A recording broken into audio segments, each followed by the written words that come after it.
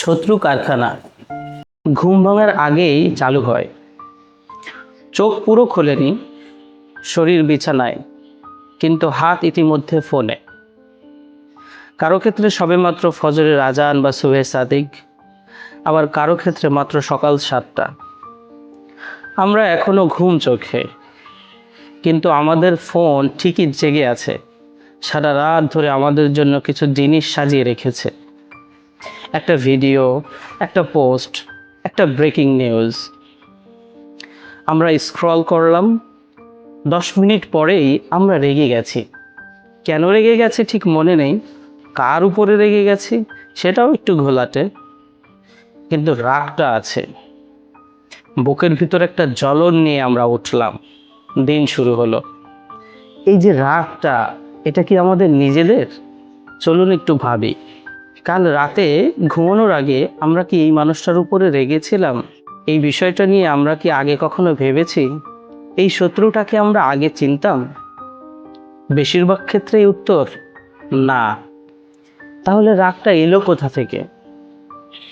এলো একটা অ্যালগরিদম থেকে, যার কাজ হলো আমাকে আপনাকে স্ক্রিনের সামনে ধরে রাখা।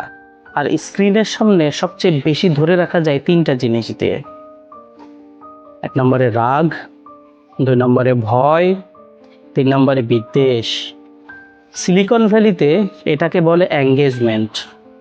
যত বেশি সময় আমরা স্ক্রিনে থাকব, তত বেশি বিজ্ঞাপন দেখব, তত বেশি টাকা আসবে।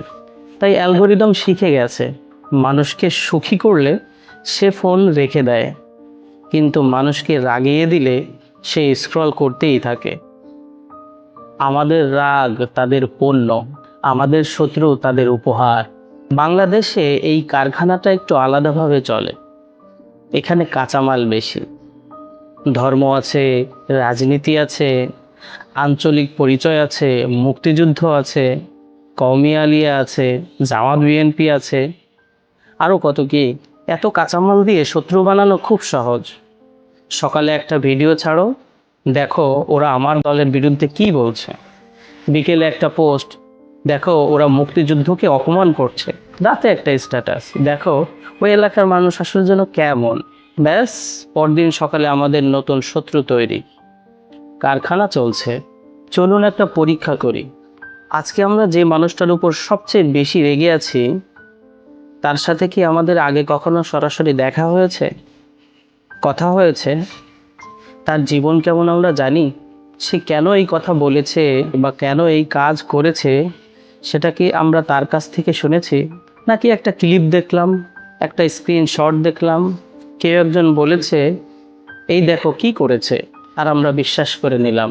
কারণ অ্যালগরিদম জানে যে তথ্য আমাদের আগের বিশ্বাসের সাথে মেলে, সেটা আমরা যাচাই করব না। এই কারখানার সবচেয়ে চালাক দিক কোনটা জানেন? এটা আমাদেরকে মনে করিয়ে দেয় যে আমরা সত্যিকারের একজন মানুষ। আমরা অন্যায়ের বিরুদ্ধে, আমরা সচেতন। প্রতিটা শেয়ার দেওয়ার পর একটা তৃপ্তি আসে, মনে হয় আমি কিছু একটা করলাম। কিন্তু আসলে আমরা কারখানার চাকা ঘুরিয়ে দিলাম। আমাদের সেই শেয়ারটা আরেকজনের ফিডে গেল, সেও রেগে গেল, সে আরেকজনকে শেয়ার করলো, সে আরেকজনকে। ব্যাস, শত্রু বাড়তে থাকলো, কারখানার উৎপাদনও বাড়তে থাকলো। 2018 সালে মিয়ানমারে কি ঘটেছিল মনে আছে? রোহিঙ্গা গণহত্যার পিছনে গবেষকরা বলছেন ফেসবুকের অ্যালগরিদম বড় ভূমিকা রেখেছে।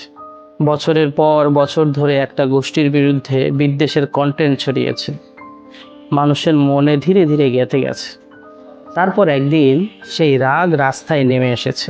ফেসবুক পরে ক্ষমা চেয়েছে, কিন্তু মৃত মানুষগুলো আর ফিরে আসেনি। বাংলাদেশ মিয়ানমার না, কিন্তু কারখানা একই।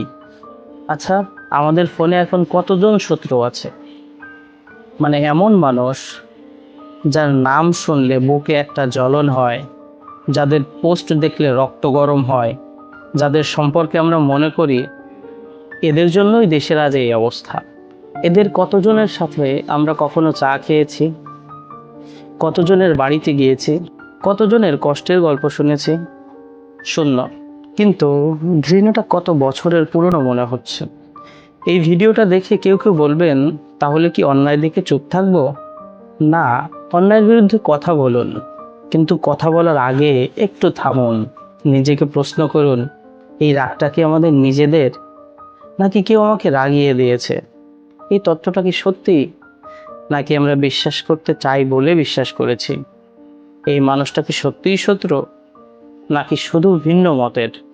এই তিনটা প্রশ্ন করতে পারলে কারখানা অর্ধেক বন্ধ হয়ে যাবে। প্রতিদিন সকালে হাতে ফোন তোলার আগে একটা কথা মনে রাখি, ওপাশে একটা মেশিন, সেই মেশিনের কাজ আমাকে সাহায্য করা না, তার কাজ আমাকে ব্যবহার করা। আমাদের রাগ তার জ্বালানি, আমাদের শত্রু তার পণ্য। যেদিন আমরা বুঝবো আমাদের শত্রু ফোনের স্ক্রিনে না, বরং স্ক্রিনটাই আমার ভাইকে আমার শত্রুতে পরিণত করছে, সেদিন কারখানার চিমনি ঠান্ডা হয়ে যাবে। কিন্তু সেই দিনটা আসতে হলে ঘুম থেকে উঠে আগে আকাশ দেখতে হবে, ফোনেরও আগে।